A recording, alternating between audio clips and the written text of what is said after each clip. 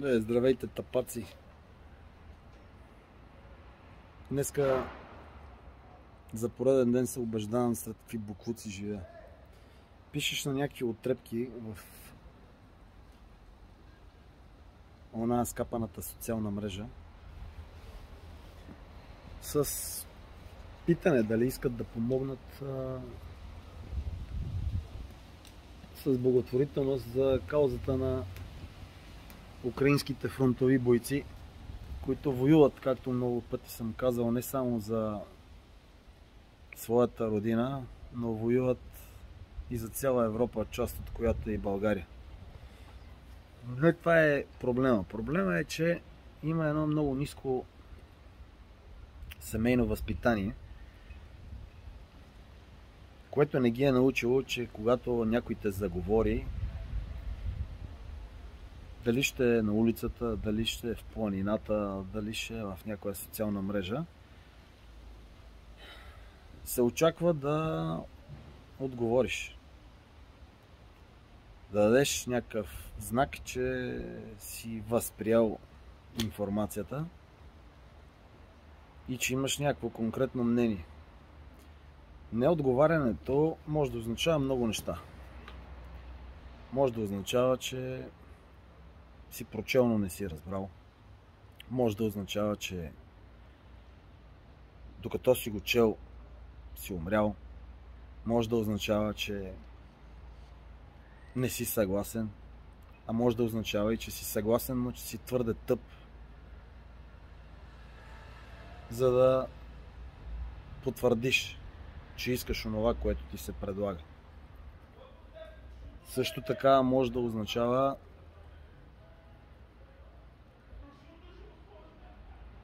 гледай какво става.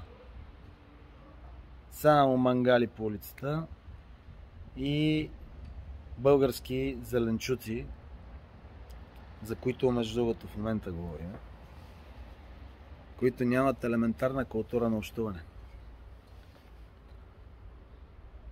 Може да означава... всичко може да означава. Без значение. Няма сега да го коментирам това.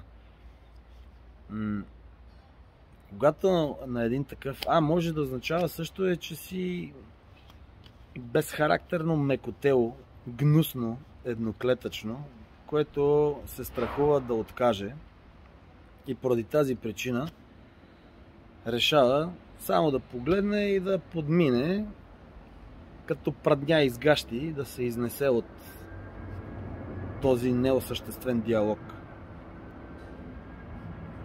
Какви хора сте вие? Същите тези,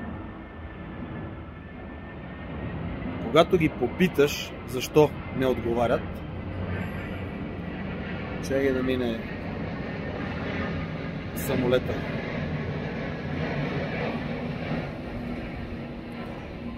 Надявам се, че с един от тези самолети някой от вас боклуци се изнася към някоя друга страна, защото тук останаха твърде много измекяри и всеки напуснал страната е бонус. Ако не за икономиката, ако не за културния климат, то поне е изобщо за природния климат, защото по-малко уроди ще ми дишат въздуха. Моя и на онези нормалните, които могат да общуват нормално и разбират какво означава диалог, какво означава кауза, какво означава общуване. Какво исках да кажа? Същите тези, които ги заговаряш и те не ти отговарят, и първото, второто питане почва да се обиждат.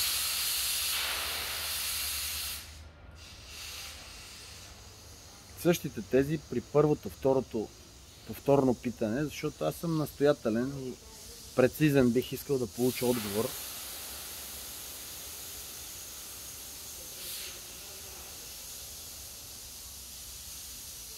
Който е положителен или отрицателен, но някакъв отговор. Та когато ги попиташ повторно, те почват да се обиждат и почват да изтъкват истинските си или фалшиви доводи. Ама не отговорих, защото съм много зает. Ама не отговорих, защото имам работа. Сякаш, видиш ли, аз съм абсолютно безработен. Храня се от въздуха или се храня от мизерните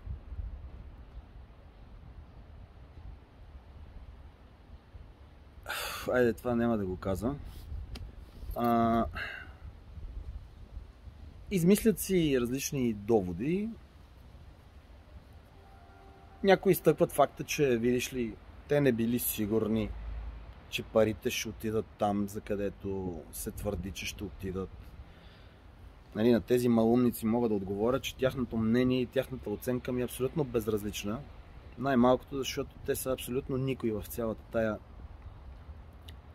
благотворителна кауза, защото те не участват и не помагат, те само философстват и умуват. Онези, които дават истинската оценка, всъщност са украинските бойци, които изказват своята благодарност и са единствените, които могат да удостоверят или да отрекат, че нещо от събраните средства е стигнало до тях. А затова онези, които са коректни, биха могли да разгледат профила ми и да видят, че отдавна, вече година и половина, всички средства, които се събираха по една или друга инициатива, или даже много повече от тях, защото аз съм дал и мои лични средства, са достигнали до бойци на фронта.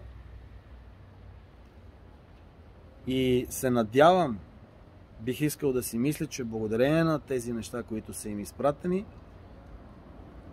те успяват да понасят трудностите на войната по-леко.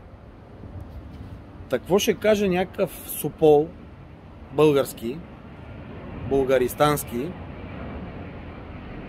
го пак поредния самолет с... този пък пристига. Той е сигурно с някакви тапаци от 15-тия свят, които идват да се заселят на местото на напусналите патриоти, които отиват да живеят на Запад, ама подкрепят Русия. Така. Прекъсвам си мисълта непрекъснато, но другите причини, нали, поради които някои хора не отговарят, са, защото не ме били харесвали. Ама вижте какво, като не ме харесвате, защо сте ми пускали покани за приятелства? Аз покани за приятелства не пускам. Значи в някакъв момент някой от вас ми е пуснал покана за приятелство и в момента, в който го питам, приятелю, искаш ли да помогнеш на еди каква си кауза? И той викам, аз не те харесвам. Ми пукни да тия майката скапана. За какво си ми пуснал покана, като не ме харесваш? Махайте ме от приятелите си и умирайте в лайната, в които живеете ежедневно и в егоизма, който се е превърнал във ваша основна характеристика.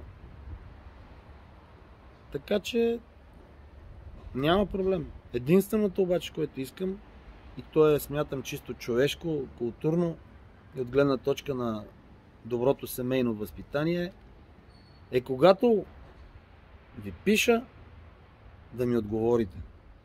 Пак ако ще и да е отрицателно, ми кажете, не искам. Може и повече. Не искам, защото еди какво си. Това исках да споделя.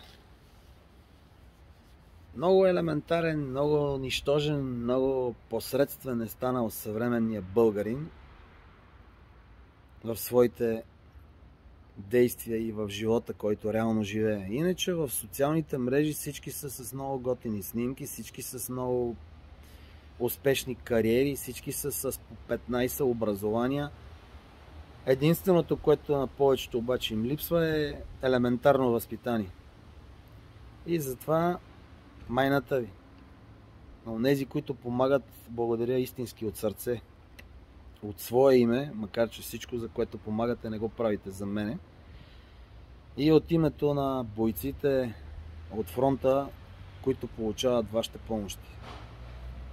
Да живее България без комунисти, без путинисти, безкрайни скапани либерали, без нищожества, плазмоди и шушумиги.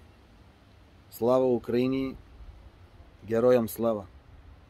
Да живее България!